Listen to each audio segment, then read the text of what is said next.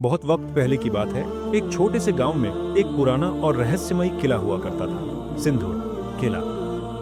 उसकी ऊंची ऊंची दीवारें, विशालकाय दरवाजे और अजीब सी बनावट हर किसी का दिल दहला देती थी। कहते हैं कि ये किला एक बहादुर और रहमदिल सम्राट शेर अली की निशानी था। शेर अली का नाम आज भी लोगों की जबान पर इज्जत से लिया जाता था। उसकी हुकूमत तो वक्त से पहले खत्म हो गई, मगर उसके अफसाने, उसकी वीरता और उसके किले की कहानी अब भी लोगों के दिलों में जिंदा थी। इस किले के अंदर एक पुरानी गुफा थी, जिसका दरवाजा सदियों से बंद पड़ा था। गांव के बड़े बुजुर्ग कहा करते थे कि उस गुफा में एक रहस्यमयी ताज छुपा है, जो किसी को भी अमर बना सकता है। मगर वो ताज हर किसी के नसीब में नहीं था। उसे हासिल करने के लिए जानलेवा रास्तों और डरावने जालों से होकर गुजरना पड़ता था। उसी गांव में एक सीधा सादा मगर दिलेर नौजवान रहता था, इमरान। इमरान एक साधारण किसान था। उसकी हथेलियां खुरदुरी, चेहरा मेहनत से तपाक, मगर आंखों में हौसला और दिल में सपनों का समुंदर था। उसकी सबसे बड़ी दोस्त थी उसकी पुरानी किताबें। वो हमेशा सम्राट शेर अली की बहादुरी और सिंदूर किले के राज पढ़ता रहता। हर कहानी में वो अपने आप को उस वीर की जगह रखकर महसूस करता। एक रोज गांव के एक बुजुर्ग ने यह जिक्र छेड़ दिया कि किले में अब भी वो रहस्यमयी ताज पड़ा है। बस फिर क्या था? इमरान का दिल धड़क उठा। किताबों में पढ़े अफसाने अब उसकी आंखों के सामने हकीकत बनकर खड़े होने लगे। वो जानता था उसका रास्ता आसान नहीं होगा, मगर उसने ठान लिया कि चाहे जान चली जाए, वो उस ताज तक पहुंचेगा। इमरान रात के अंधेरे में निकला।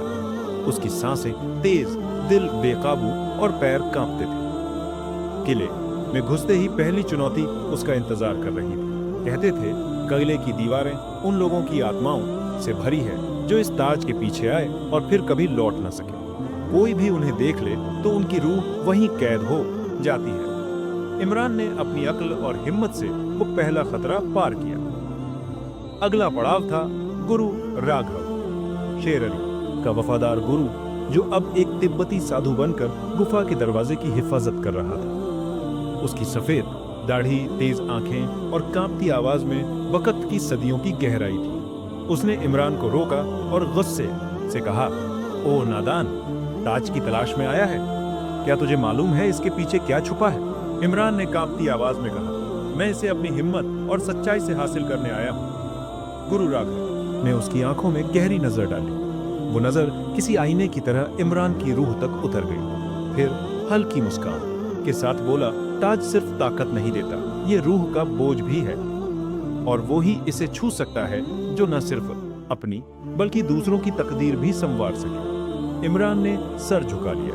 उसकी आंखों में डर तो था, मगर उससे बड़ा उसका इरादा था। गुरु राघव ने गुफा का दरवाजा खोला। जैसे ही इमरान ने गुफा में कदम रखा, उसकी रूह तक कांप गई। वहां अंधेरे में सिर्फ एक चीज चमक रही थी, स्वर्णिम ताज।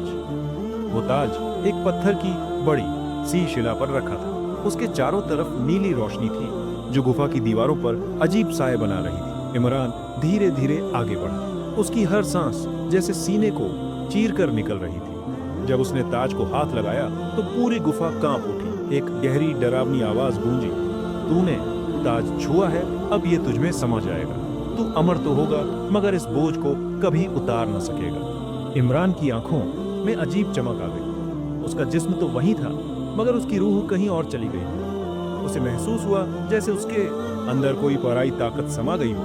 वो वापस गुरु राघव के पास पहुंचा। उसकी चाल में वजन था, चेहरे पर नूर और आंखों में बेचैनी। गुरु राघव ने कहा, अब समझ आया, ये ताज सिर्फ ताकत नहीं, जिम्मेदारी है। इसे सिर उठाकर उठाना आसान है, मगर दिल संभाल कर चलना मुश्किल। इमरान ने सिर झुकाकर कहा, मैं इसकी हिफाजत करूंगा, ताकत का सही इस्तेमाल करूंगा।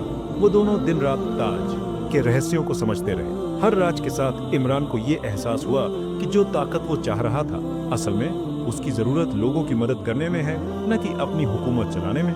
कहानी यहाँ रुकती नहीं। इमरान ने सिंदूर किले के हर राज को खोलकर उसे आने वाली नस्लों के लिए छोड़ा। उसने वो ताज एक ऐसी जगह रख दिया जहां हर वो इंसान जिसमें सच्चाई, हिम्मत और इंसानियत बची होगी, एक दिन उसे हासिल कर सकेगा। और कहते हैं आज भी सिंदूर किला अपने अंदर वो रहस्य छुपाए बैठा है। शायद कोई और इमरान उस ताज तक पहुंचेगा और फिर दुनिया एक बार फिर बदल